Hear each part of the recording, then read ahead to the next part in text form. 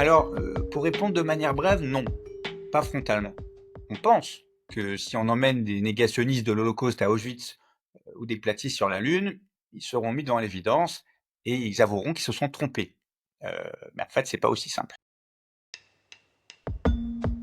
Parce que les pensées protègent le corps. Ça, c'est Spinoza qui nous l'apprend. À ma connaissance, c'est le tout premier qui théorise une explication de ce phénomène dans sa grande œuvre, L'éthique. Il nous explique là-bas que globalement, l'esprit humain est capable d'imaginer n'importe quoi, pourvu qu'on ait toujours envie de se lever le matin.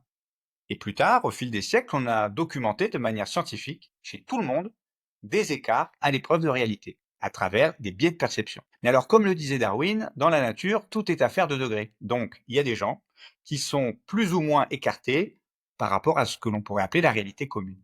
Alors, selon les écoles, on appellera ça des névroses, des méconnaissances, des biais cognitifs.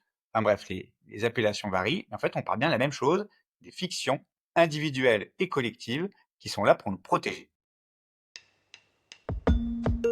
Selon toute vraisemblance, ces fictions optimisent notre énergie vitale. Dans la nature, il y a ce que l'on appelle le principe de moindre action, qui est commun à l'ensemble du vivant et qui consiste globalement pour chaque espèce et pour chaque agent à tenter de satisfaire un maximum de besoins en dépensant un minimum d'énergie. Donc les fictions nous font donc en fait en gros faire des économies d'énergie. Ouais. Prenons Théo par exemple. Il manque de reconnaissance dans sa vie. Les gens le considèrent comme inutile, moyen. En tout cas, c'est comme ça que lui se perçoit. Son besoin de reconnaissance sociale est donc carencé. À côté de cela, Théo a un autre besoin fondamental, le besoin de structure, qui consiste à avoir les idées à peu près claires sur quelques éléments de base. Qui je suis, qui sont les autres, dans quel monde je vis. Si on devait se réveiller tous les matins en repartant de zéro, en fait, on ne pourrait littéralement pas survivre. Donc, si Théo pense que la Terre est ronde, son besoin de structure en sera satisfait, mais cette croyance ne lui donnera pas plus de reconnaissance. Par contre, s'il pense qu'elle est plate, alors en plus de savoir quelle forme a la Terre, il pourra intégrer une communauté de rebelles dans lequel il aura un rôle de soldat ou d'évangéliste, enfin il se sentira utile. Donc, à un niveau énergétique, il fera coup double. Deux besoins satisfaits avec une seule croyance. Alors, que se passe-t-il si j'essaye de convaincre Théo par des arguments rationnels?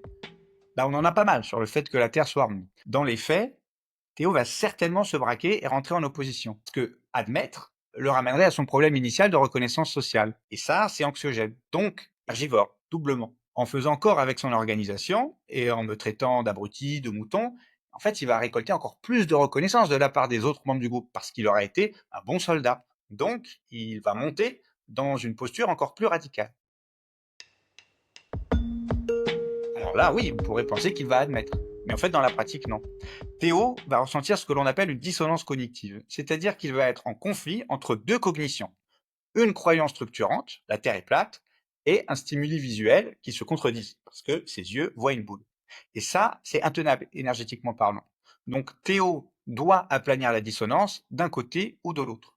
Et en pratique, il a toutes les chances d'aplanir la dissonance du côté le plus économe, et donc continuer à nier. Vous m'avez drogué, on est dans un studio, etc.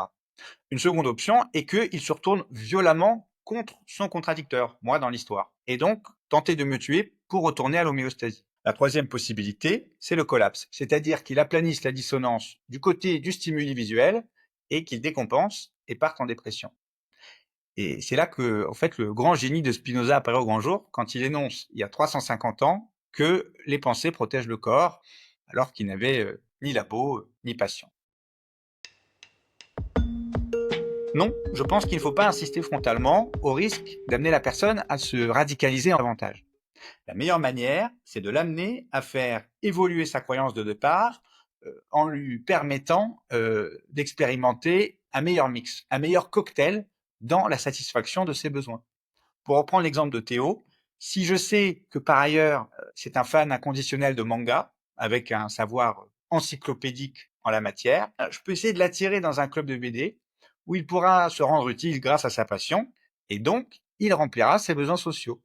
Et en fait, comme par magie, il délaissera lentement mais sûrement ses discours radicaux, car en fait, ils sont coûteux à maintenir sur le plan énergétique à cause de la dissonance. Je n'aurais donc jamais à lui parler de la forme de la Terre. Tout ça va se passer sous les radars de la conscience. Comme tout ça fonctionne de manière très inconsciente, ça n'est pas simple à faire. Et au sein du Darwin Institute, nous explorons des protocoles permettant de cartographier les besoins fondamentaux et la manière dont on y répond. Notre espoir, c'est que nos recherches permettront un jour d'augmenter drastiquement notre efficacité dans le traitement de la radicalisation en prison, par exemple. C'est à ça, en fait, que sert la recherche fondamentale, à comprendre pour ensuite essayer de réparer. Et j'en profite d'ailleurs pour remercier ici tous nos donateurs et mécènes, et n'hésitez pas à nous soutenir dans nos recherches.